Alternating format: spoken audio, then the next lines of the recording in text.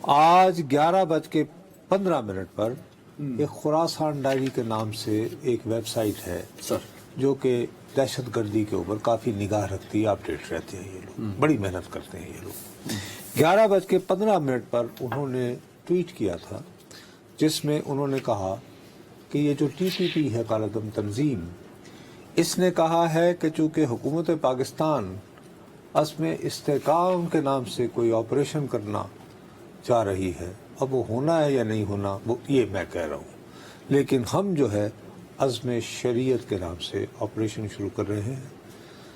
یہ T D P نے کہا سر 11:15 پہ یہ خبر آئی ہے، 11:15 بجے خبر آئی ہے، اور اس کے تھوڑی دیر بعد میرا خیال ہے اب میں 2 یا 3 گھنٹے بعد ہمیں باجوڑ سے خبر آ گئی کہ ایک سینٹر صاحب تھے ہدایت اللہ صاحب، ان کی گاڑی کو ریموٹ بم کے ذریعے اڑا دیا گیا ہے۔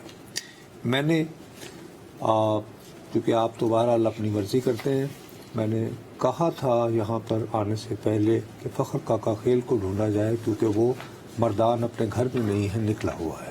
فخر صاحب ہیں ساتھ؟ اچھا ان کو کنیکٹ کر لیں ساتھ، نہیں وہ اپنے یعنی گھر سے نکلے ہوئے، میں کافی دیر سے، ورنہ وہ ہمیشہ مجھے کرتا ہے، میں جاننا چاہتا ہوں ایگزیکٹلی۔ ابھی تک یہ ہے کہ یہ ان کا تعلق عوامی نیشنل پارٹی سے تھا، ہدایت اللہ صاحب۔ اب بات یہ ہے کہ اب تک تقریباً 5 لوگ شہید ہو چکے اس میں۔ عوامی نیشنل پارٹی جو ہے، اس کے لیڈرز اور اس کے کارکنان کی سب سے زیادہ تعداد جو ہے وہ ٹارگٹ کلنگ کا نشانہ ہوئی ہے۔ ٹھیک ہے، اس کے باوجود حال ہی میں جب اعلان ہوا جو شہباز شریف نے جو مس مینج کیا ان کی گورنمنٹ نے، کیا آپ نے رات گئے ایک یعنی پریس ریلیز ایشو کر دی، اس میں آپریشن کا لفظ استعمال کر دیا، کائنیٹک کا لفظ استعمال کر دیا، 2 دن بعد کہہ دیا نہیں وہ تو ہم تو ایکچولی ایک حکمت عملی کی بات کر رہے ہیں، ایک بھرپور اسٹریٹجی کی بات، اس سینس میں بات ہو رہی ہے۔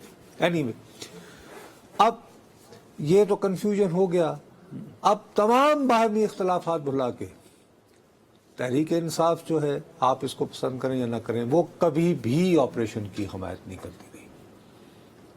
ٹھیک ہے، ٹھیک،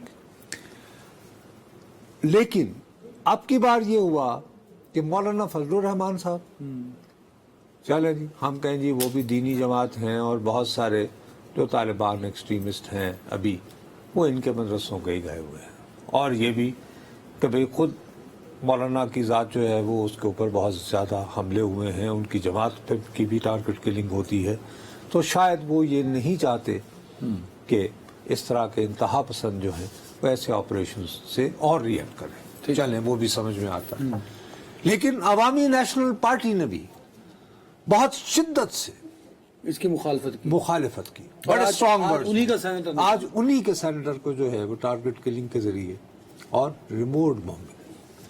یعنی ریموٹ کا مطلب یہ ہوتا ہے کہ آپ کو پوری موبلٹی کا پتہ ہے، اس حد تک عدنان نے یہاں تک جانا ہے، اس حد تک آپ کی دہشت گردوں نے سرویلنس، اتنے بجے یہاں سے گزرے گا، یعنی اتنی ریکی اور اتنا کام کیا ہوا ہے۔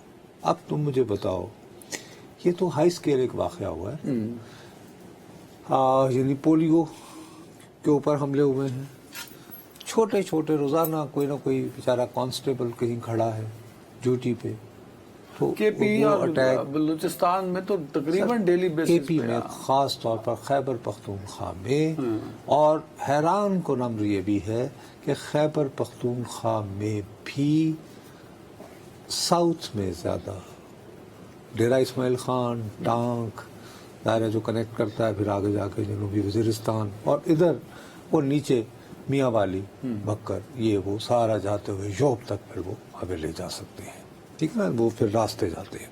اور ہم اس پروگرام میں فخر کاکا خیل کے ذریعے بارہا بہت دنوں سے دہائی مچاتے رہے ہیں، الیکشن سے بھی پہلے، کہ بھائی صاحب یہ ایک بات بڑھ رہی ہے، خدا کے لیے اس کا کچھ کریں۔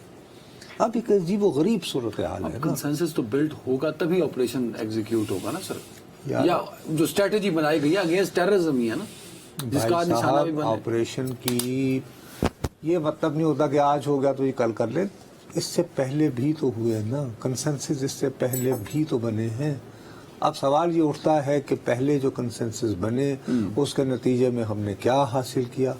اگر اسی طرح کا ہی ہونا ہے تو ظاہر ہے لوگ پھر یہ کہتے ہیں کہ جی پہلے آپ نے کیا کر لیا, پھر ان کو بہت سارے واقعات یاد آ جاتے ہیں. تو ایک کمپریہنسو تھا نا, یہ تو نہیں تھا نا کہ آپ رات کو ایک پریس ریلیز ایشو کر دیتے ہیں اور 2 دن بعد جب لوگ جو ہیں ان کو اپنے واقعات یاد آتے ہیں کہ جی ہمارے ساتھ تو یہ ہوا, ہمیں نقل مکانی کو مجبور ہوئے, گھروں سے نکلے, یہ وہ flaunt mark. T T P تو ایک اہم چیپٹر ہے جس پہ ہم نے افغانستان کو آن بورڈ کرنے کی کوشش کی. اب کچھ اطلاعات آئی تھی کہ افغانستان کی جو حکومت ہے, عبوری حکومت, انہوں نے کسی حد تک کہا ہے کہ ہم اپنی سرزمین کو استعمال نہیں کرنے دیں گے.